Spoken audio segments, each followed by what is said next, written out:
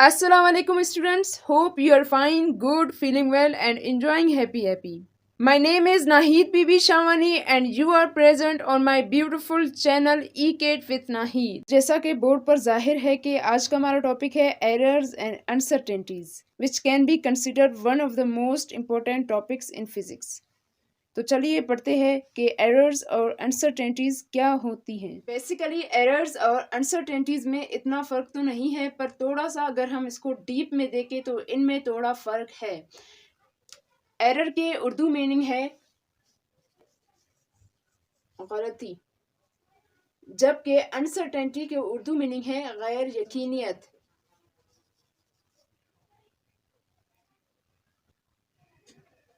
पहले हम डिफाइन करेंगे एरर्स को, उसके बाद हम डिटेल में पढ़ेंगे अनसर्टेनिटीज को।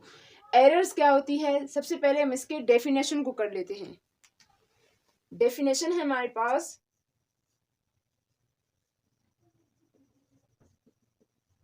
The difference between marked value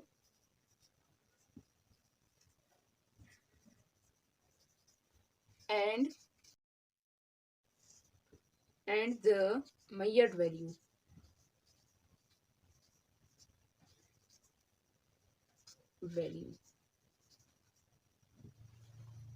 students, अब ये मार्क्ड वैल्यू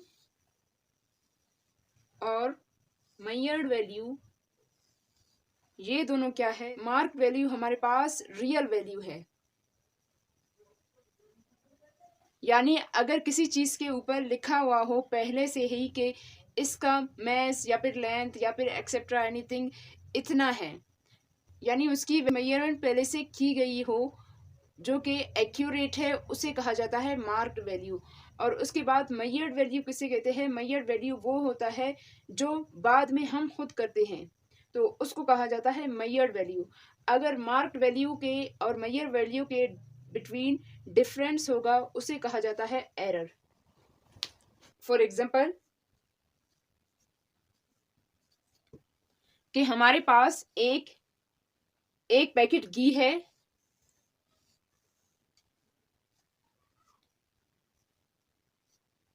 जिस पर लिखा हुआ है 1.00 kg। ये जो इस पर लिखा हुआ है पहले से, ये इसकी रियल वैल्यू है, यानी मार्क्ड वैल्यू है।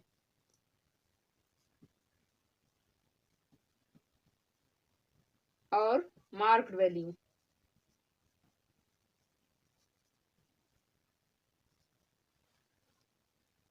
सो स्टूडेंट्स, जब मैंने चाहा कि मैं इसको अगर मेजर करूं, यानी इस पैकेट में मौजूद घी को निकाल कर मेजर करूं, तो मेरे पास आंसर कितना आएगा। मैंने जब इसको मेजर किया तो मेरे पास इसका आंसर आया 1.01 kg। स्टूडेंट्स, यहाँ से आप लोग देख सकते हो कि यहाँ पर आंसर डिफर कर रही है रियल वैल्यू। स्टूडेंट्स, ये जो मैंने मेजरमेंट की है उसे कहा जाता है मेजर वैल्यू।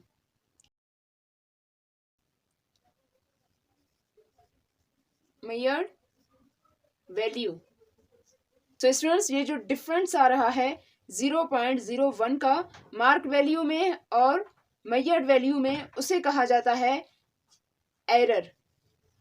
स्टूडेंट्स, वजह क्या है कि ये एरर्स आती क्यों है, ये एरर्स किस वजह से आती है, क्या कॉजेज है इन एरर्स की आने की।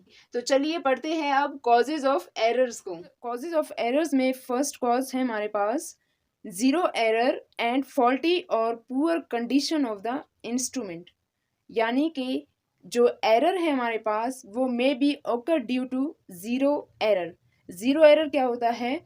जीरो एरर जब वर्नियर कैलिपर्स में मेन स्केल का जीरो और वर्नियर स्केल का zero at a same point एक दूसरे को कंसाइड नहीं करते, तो उसे कहा जाता है जीरो एरर। अगर हमारे किसी भी इंस्ट्रूमेंट में ये एरर मौजूद है तो इसके वजह से भी हमारा आंसर कंटेन कर सकता है एरर्स को। एंड फॉल्टी और poor condition of the instrument, यानी अगर हमारा इंस्ट्रूमेंट पहले से ही ख़राब है, वो चलता सही नहीं है, वो उसका काम करना ही ख़राब है, या फिर वो किसी ऐसे हालत में है जो इस्तेमाल करने के काबिल ही नहीं है, फिर भी हम उसी इंस्ट्रूमेंट से मेजरमेंट कर रहे हैं, तो उसके वजह से भी हमारा आंसर कंटेन कर सकता है एरर्स। सेकेंड कॉज है हमारे पास lack of experience in the setting and using of the operators. यानी अगर हमें कोई एक्सपीरियंस ही नहीं है किसी ऑपरेटर्स को यूज़ करने की, जैसे कि हमारे पास वर्नियर कैलिपर्स है और हमने इसको पहली दफ़ा देखा है, सो हम इसमें मेजरमेंट कर रहे हैं, हमें ये भी पता नहीं कि इसमें ज़ीरो एरर भी हो सकता है, पर फिर भी हम इसमें मेजरमेंट कर रहे हैं और ना ही हम इसके सेटिंग्स को जानते हैं, क्योंकि हमारी फ़र्स्ट टाइम है ना, तो इस वजह से भी कुछ एरर्स आ सकती हैं। यानी एक्सपीरियंस में कमी की वजह से भी कुछ एरर्स कंटेन हो सकती है हमारे आंसर्स। थर्ड कॉज है टेकिंग ऑब्जर्वेशन विदाउट प्रिकॉशंस। यानी हम एहतियात के बग़ैर अगर किसी भी ऑपरेटर्स को यूज़ करेंगे बेएहतियाती से, तो उसके वजह से भी कुछ एरर्स आ सकती हैं। फोर्थ कॉज है हमारे पास इर्रिलेवेंट एक्सपेरिमेंटल टेक्निक और प्रोसीजर। यानी अगर हमारा मेजरमेंट करने का तरीक़ाकार और एक्सपेरिमेंटल टेक्निक ही गलत है, तो इसके वजह से भी कुछ एरर्स ओकर हो सकते हैं। एरर के कॉजेज़ को बयान करते वक्त हमने एक बात नोट की कि ये जितने भी एरर्स आ रही हैं वो सब इंसानों की वजह से है। कैसे इंसानों की वजह से है कि लेक ऑफ एक्सपीरियंस, यानी इंसानों में एक्सपीरियंस की कमी, बेएहतियाती, और ज़ीरो एरर भी तो इंसानों का बनाया हुआ एक ऑपरेटर्स है जिसमें ज़ीरो एरर मौजूद होता है, तो ये भी इंसानों की वजह से ही है। तो स्टूडेंट्स, आप लोग सोच रहे होंगे कि कुछ ऐसे एरर्स भी हैं जो इंसानों की वजह से ओकर ना हों। सो स्टूडेंट्स, जी हाँ, कुछ ऐसे एरर्स होते हैं जो नेचुरली तौर पर मौजूद होते हैं, यानी जो इंसानों की गलती की वजह से ओकर नहीं होते बल्कि नेचुरली तौर पर पाए जाते हैं। उन एरर्स को कहा जाता है अनसर्टेनिटीज़। फॉर एग्ज़ाम्पल, अगर आप किसी से टाइम पूछे कि इस वक्त मुझे एग्जैक्ट टाइम बताएं, तो वो आपको कभी भी एग्जैक्ट टाइम नहीं बता पाएगा। पूछो क्यों? क्योंकि उसको मिनिमम 1 सेकंड तो ज़रूर लगेगा आपको टाइम बताने में। सो 1 सेकंड का एरर आया, इस सेकंड के एरर को ख़त्म करने के लिए आप खुद टाइम चेक करेंगे, तो इसमें भी कुछ टाइम लगेगा because of reflection of light, और फिर आपके आंख से जाएगी और ब्रेन इसको प्रोसेस करेगा, तो इसमें भी कुछ टाइम लगेगा, यानी कुछ नैनो सेकंड्स तो ज़रूर ही लगेंगे। तो हम कभी भी एग्जैक्ट टाइम को नहीं बता सकते। इसमें आपकी कोई गलती नहीं है, ये तो नेचर की इम्परफेक्शन है कि आपकी सारी सेंसेस थोड़े स्लो है, तो फिर अनसर्टेनिटी की वजह आप नहीं है बल्कि ये आपसे हट के है। अब हम पढ़ेंगे causes of uncertainties. So uncertainties में फर्स्ट कॉज है हमारे पास इनपरफेक्शन ऑफ ह्यूमन बींग्स। इसकी एग्जांपल मैंने ऑलरेडी आप लोगों को बता दी है कि हमारे सेंसेस इतने स्ट्रॉन्ग नहीं होते कि किसी भी वैल्यू को एक्यूरेट या फिर एग्जैक्ट मेजरमेंट कर सकें। सो ऐसा कभी भी नहीं हो सकता, तो इसे कहा जाता है इम्परफेक्शन ऑफ ह्यूमन बींग्स। क्या इसके अलावा भी अनसर्टेनिटी के कुछ और कॉजेज़ हैं? तो जी हाँ स्टूडेंट्स, इसके कुछ और भी कॉजेज़ हैं, जैसे कि लिमिटेशन ऑफ एन इंस्ट्रूमेंट। यानी जितने भी इंस्ट्रूमेंट्स हैं उनकी एक लिमिट होती है मेजर करने की, उससे आगे ये मेजर नहीं कर पाते। अनसर्टेनिटी के इस कॉज को हम एक प्रैक्टिकल के थ्रू रियलाइज़ कर लेते हैं। इसके लिए हमें चाहिए एक अदद फुट और एक अदद ऑब्जेक्ट जिसकी हमें लेंथ मेजर करनी है। सो स्टूडेंट्स, ये जो लाइंस बने हुए हैं यहाँ पर आप लोग देख सकते हो, छोटे छोटे लाइंस, इनको कहा जाता है मिलीमीटर। यानी यहाँ से लेकर यहाँ तक ये 1 मिलीमीटर है, और इसी तरह 10 लाइंस मिलकर 1 सेंटीमीटर बनाते हैं, तो ये हमारे पास 1 सेंटीमीटर है। तो चलिए देखते हैं इस ऑब्जेक्ट को, इसका लेंथ कितना है। सो स्टूडेंट्स, यहाँ से आप लोग देख सकते हो कि हम इसको फिट कर रहे हैं, और यहाँ तक हमने इसको फिट कर लिया। यहाँ से आगे हमारे पास ये शो हो रहा है यहाँ पर 4.3 सेंटीमीटर, पर ये एग्जैक्ट 3 सेंटीमीटर नहीं है, बल्कि ये 3 सेंटीमीटर से थोड़ा कम आ रहा है। तो स्टूडेंट्स, आप लोग बिल्कुल पैरेलल ऊपर देख सकते हो कि ये जो मिलीमीटर्स हैं इनके दरमियान भी एक और लाइन है। सो ये हमारे पास हाफ होगा मिलीमीटर का। तो चलिए देखते हैं क्या ये मिलीमीटर के हाफ से भी कम है या ज़्यादा है। तो स्टूडेंट्स आप लोग देख सकते हो कि ये हमारे पास 4.35 से भी थोड़ा आगे है। कितना आगे है ये हम आगे मालूम नहीं कर सकते, क्योंकि इस इंस्ट्रूमेंट का जो लिमिटेशन है, लिमिट है, वो यही तक है। यानी इसका लीस्ट काउंट यही तक है, इससे आगे ये मेजर नहीं कर सकता। तो यहाँ तक ही हम इसको मेजर कर सकते हैं, आगे मेजर नहीं कर सकते, जिसकी वजह से हमारे आंसर में एग्जैक्ट आंसर हमें नहीं मिल सकता।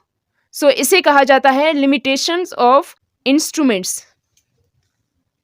सो स्टूडेंट्स लास्ट कॉज है हमारे पास वेरिएशंस इन नेचुरल प्रोसेस। यानी ये कॉज क्या बताता है कि हम कभी भी ये नहीं बता सकते कि एटम में मौजूद जो इलेक्ट्रॉन है वो कब हायर एनर्जी शेल से लोअर एनर्जी शेल में जंप करेगी।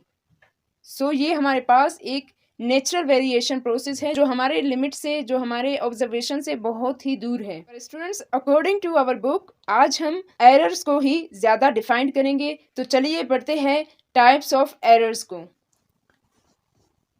So random error, random error किस किस्म के एरर्स को कहा जाता है?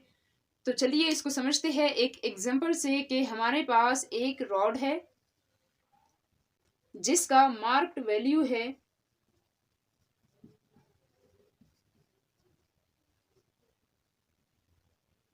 1.2 सेंटीमीटर। मैंने इस रॉड को 2 स्टूडेंट्स को दे दिया और कहा कि अब आप लोग इसको मेजर करो। तो उन स्टूडेंट्स ने इसको मेजर किया, पर उनके पास डिफरेंट डिफरेंट आंसर्स आए। सपोज करो कि एक स्टूडेंट के पास आंसर आया 1.3 सेंटीमीटर और दूसरे स्टूडेंट के पास आंसर आया 1.1 सेंटीमीटर, पर इसकी मार्क वैल्यू 1.2 सेंटीमीटर है। तो मैंने उनसे दोबारा कहा कि आप लोग इसको एक बार फिर से मेजरमेंट करो। तो उन्होंने फिर से मेजरमेंट की, पर इस बार भी उनके पास डिफरेंट वैल्यूज आए। यानी अब उनके पास आया 1.4 और 1.3 सेंटीमीटर।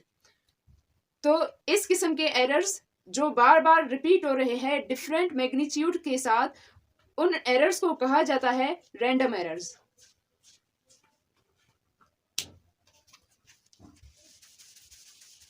तो यहाँ पर हम रैंडम एरर्स की डेफिनेशन लिख सकते हैं कि the error that appear in measurements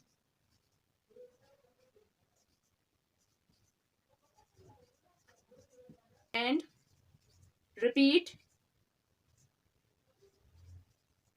in different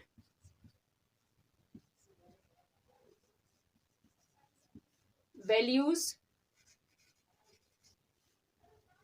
or magnitudes and sign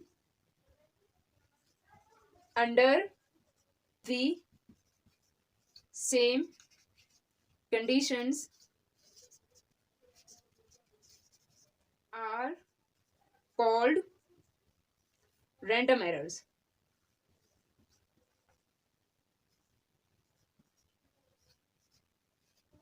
students causes क्या है रैंडम एरर्स के? कॉजेज हमारे पास है रैंडम एरर के पर्सनल एरर, यानी कि जो बंदा है, जो पर्सन है, उसकी वजह से ये एरर हो रहा है।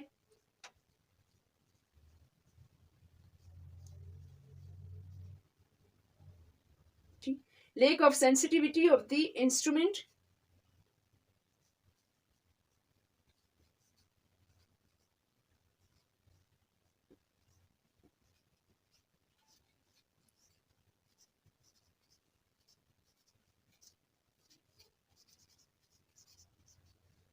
यानी आपको कोई सेंस नहीं है इस इंस्ट्रूमेंट को जिससे आप मेजरमेंट कर रहे हैं, इसको यूज करने की आपको कोई सेंस ही नहीं है और इस वजह से भी कुछ एरर्स काज हो सकते हैं। यही हमारे पास कॉजेज ऑफ रैंडम एरर है। इसके अलावा रैंडम एरर को रिड्यूस कैसे किया जा सकता है, मैं यहाँ पे लिख लेती हूँ एक बॉक्स बनाकर, उसके अंदर रिडक्शन। रिडक्शन यानी कि रैंडम एरर को कैसे रिड्यूस किया जाता है, बाय अप्लाइंग स्टैटिस्टिकल मेथड। यानी अगर हम कोई एक ऐसा मेथड यूज करें जिसमें हमारा एक्सपीरियंस भी मौजूद होना चाहिए और हमसे मजीद एरर्स ओकर ना हो। सो स्टूडेंट्स, अब हम करेंगे सिस्टमेटिक एरर्स को। सो सिस्टमेटिक एरर जैसे कि नाम से ही जाहिर हो रहा है कि ये किसी सिस्टम से निकला हुआ है, यानी ये एरर किसी सिस्टम में मौजूद हो सकता है। स्टूडेंट्स, लेट सपोज करो कि हमारे पास वही एग्जांपल है पर इस बार कंडीशन थोड़ा डिफरेंट है कि वही हमारे पास रॉड है जिसकी मार्क्ड वैल्यू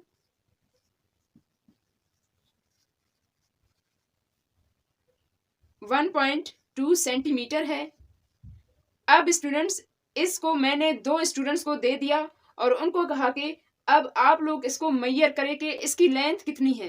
तो उन दोनों स्टूडेंट्स ने इसको मैयर किया पर उनके पास सेम आंसर आया, यानी एक ऐसा इंस्ट्रूमेंट दिया था जिसमें कोई एरर मौजूद था और उन दोनों स्टूडेंट्स ने इसको मैयर किया उस इंस्ट्रूमेंट से, तो दोनों के पास सेम आंसर आया, सेम वैल्यू आ गई। तो इसकी मीनिंग यही है कि सिस्टम में ही कोई खराबी है जिसकी वजह से दोनों का आंसर सेम आ रहा है। सो स्टूडेंट्स, इस किस्म के एरर्स जो कि एक इंस्ट्रूमेंट के सिस्टम में ही पहले से मौजूद हो, उनको कहा जाता है, इन एरर्स को कहा जाता है सिस्टमेटिक एरर्स।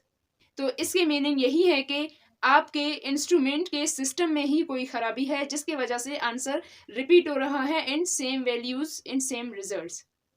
सो यहाँ से हम सिस्टमेटिक एरर्स की डेफिनेशन यूँ लिख सकते हैं कि the errors that appear in measurement and repeat in same magnitude and sign under the same condition और कॉल्ड सिस्टमेटिक एरर्स। सो वजह क्या है कि ये एरर्स यानी सिस्टमेटिक एरर्स ओकर करते हैं। तो चलिए इनको पढ़ते हैं कॉजेज ऑफ सिस्टमेटिक एरर्स में। कॉज नंबर 1 है हमारे पास zero error in the instrument. अगर हमारा इंस्ट्रूमेंट ज़ीरो एरर कंटेन करेगा, यानी उस इंस्ट्रूमेंट में ज़ीरो एरर होगा। ज़ीरो एरर किसे कहते हैं? अगर वर्नियर स्केल की ज़ीरो मेन स्केल के ज़ीरो के साथ कंसाइड ना करे तो वो हमारे पास कहलाएगा ज़ीरो एरर। सो ये प्रॉब्लम होने की वजह से भी हमारा आंसर रॉन्ग आ सकता है।